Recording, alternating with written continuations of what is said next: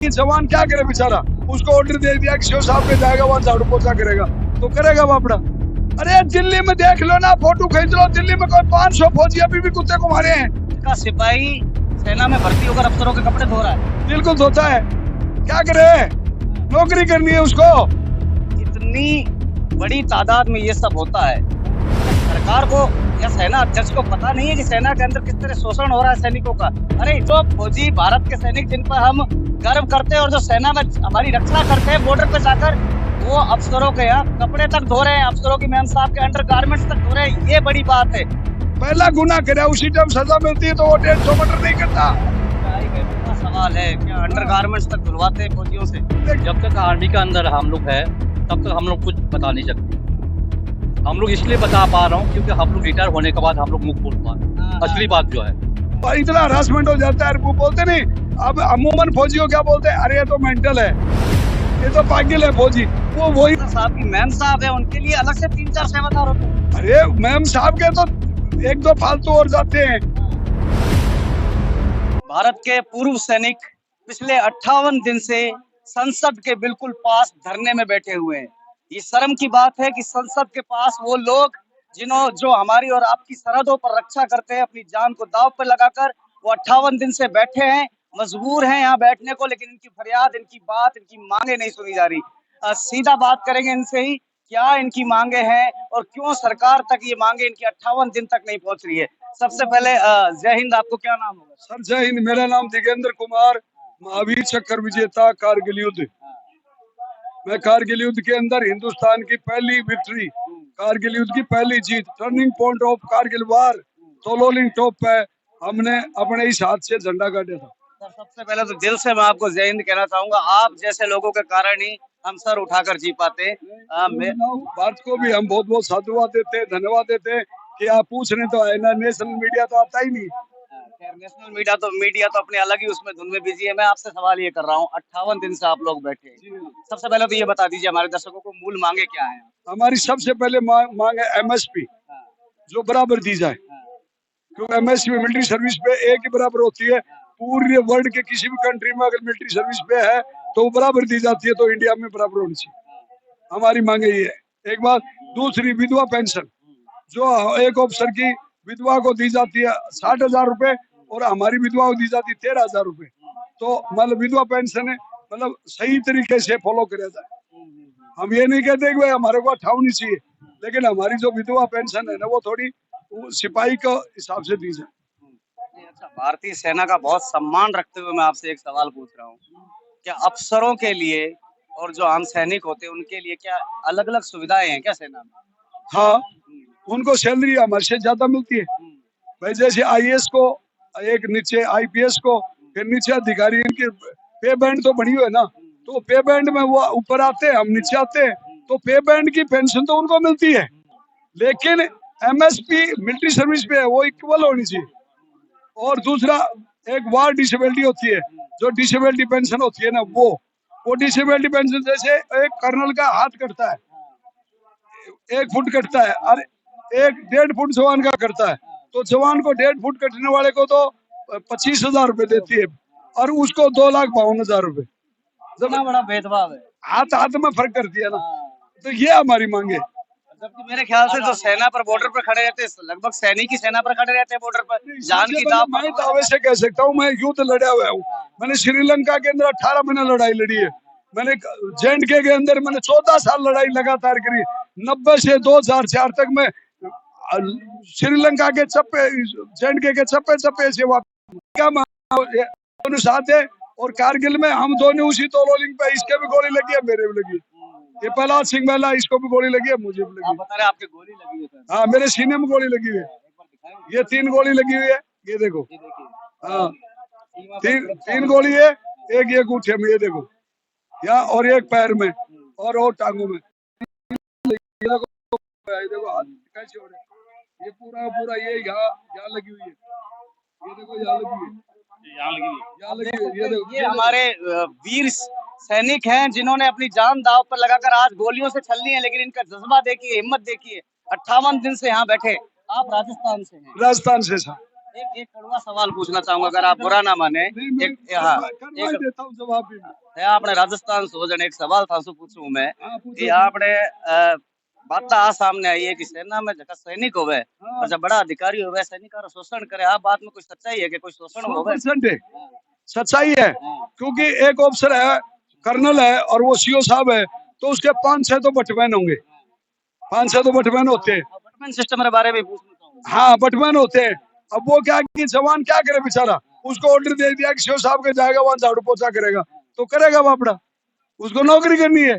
अगर वो मना करता है, अगर मना करता है उसको, तो उसके साथ में उसको पिट्ठू सजा और कोर्ट मार्शल करके घर भेज देते, या उसका 10 नंबर का फार्म भर देंगे, अगर ये तो मेंटल है, आदेश बात नहीं। तो आप ही सामने आई कि जगह सिपाही होवे जगह बटमैन सिस्टम में बाने घर में काम करने वास्ते रख देवे छोटे छोटा काम।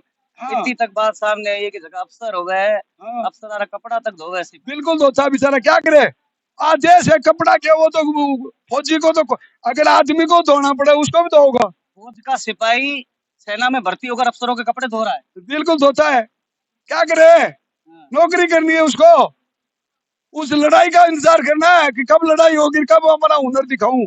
नहीं तो इतने तो बेचारा जब पीसी स्टेशन होता है तो वो उसको ऑर्डर दे दिया तो जाएगा, अगर मैं नहीं गया, इसको दे दिया, आपको दे दिया, तो जाओगे आप, तो वो एक बात है, ऐसा सिपाही जो जो मजबूर है अफसर के यहाँ सेवा करने को, तो मानसिक रूप से तो वो टूट जाता होगा अगर उसको टूट बॉर्डर नहीं पे भेजा जाता। जाए। मैं बताता हूँ, एक मेरा साथी था, तो उसको बोला, बोले तू फलाना अफसर का बटमैन जा। बोले सर मैं बटमैन नहीं जाऊंगा, मैं फौज में लड़ाई लड़ने के लिए आया हूँ, फौज का काम करने ले आया हूँ, मैं बटमैन नहीं ले आया।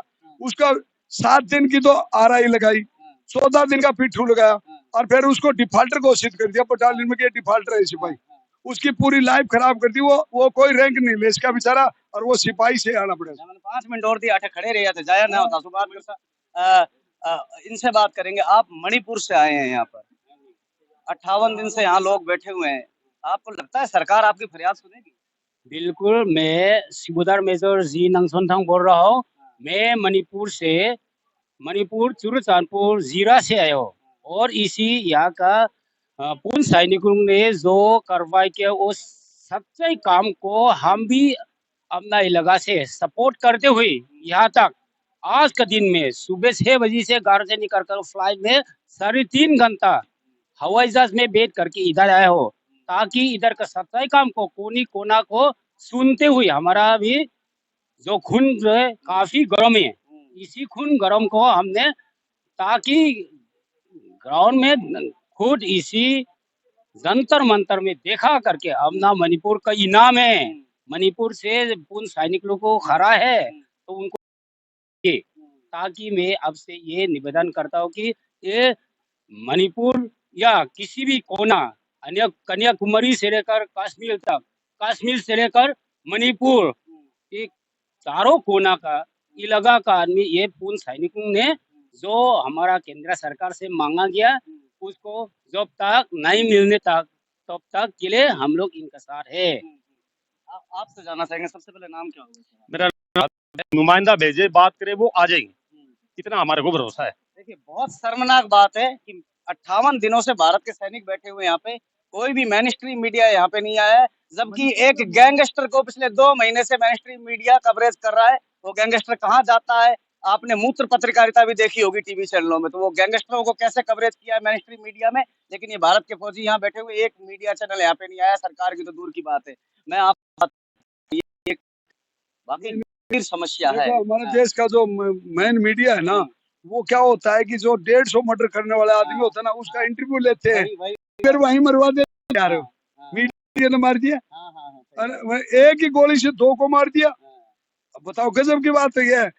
पहले तो मैं उस सरकार को लानत बोलता हूँ कि यार उसने 150 मर्डर किया, फिर एमएलए बनया, फिर एमपी बनया, जब तक उसको सजा ही उसकी नहीं बोलता मैं, क्या नाम था उसका, नाम क्या, अतीक अहमद वो था, वो अल्लाह ताला को प्यारा होगा, चलेगा, लेकिन उसने जब से पहला मर्डर किया उस टाइम पे वो थानेदार कहाँ था?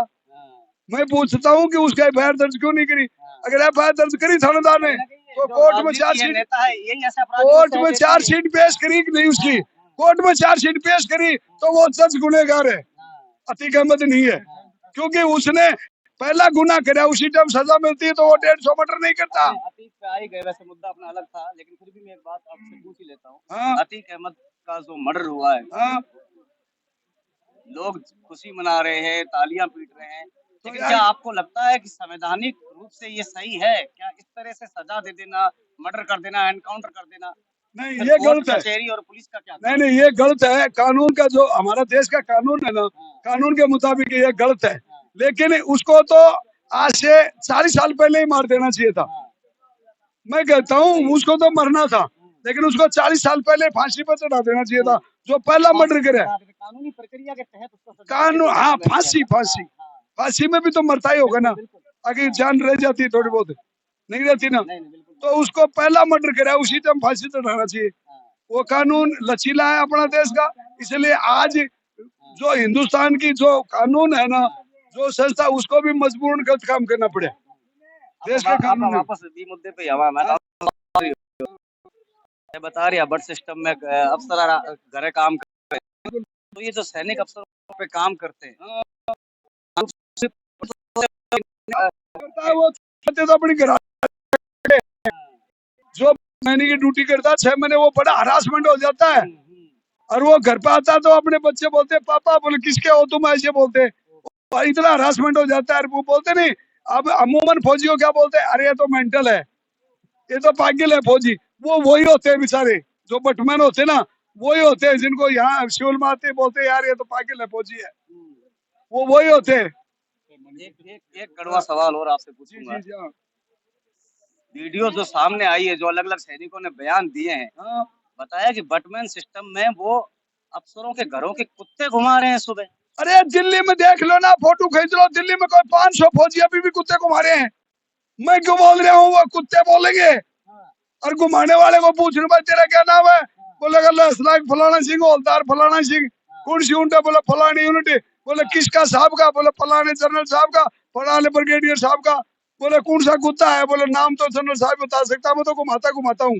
बताते हैं कि अफसर के साथ तो 2-3 सेवादार हैं ही, लेकिन जो अफसर साहब की मैम साहब है, उनके लिए अलग से 3-4 सेवादार होते हैं। अरे मैम साहब के तो 1-2 फालतू और जाते हैं भाई, साहब के तो कम जाते, मैम साहब के ज्यादा जाते हैं, क्योंकि मैम साहब बढ़िया तरीके से फौजी से काम। साहब अपने कपड़े तक धुलवा लेती हैं। यार बात